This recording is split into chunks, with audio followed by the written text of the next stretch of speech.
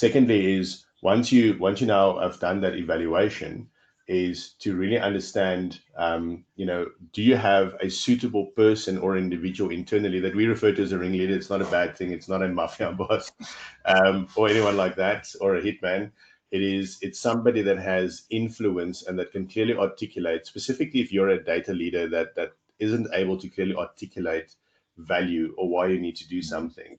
The ringleader is the person that helps you bring that message home to the powers that be and the investors and the rest of the people that you need to get support from. And so firstly is understanding the organization, how ready you are. Secondly is then finding that ringleader.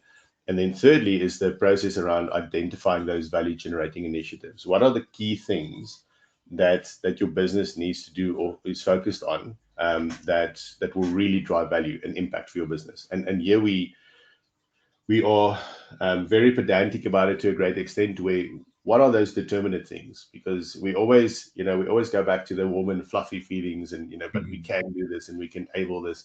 So we try and steer the wording away to say, but if you enable something, what is it that you're actually solving for, or what is it that you're actually enabling? So if you're enabling this, surely there should be some value down the line.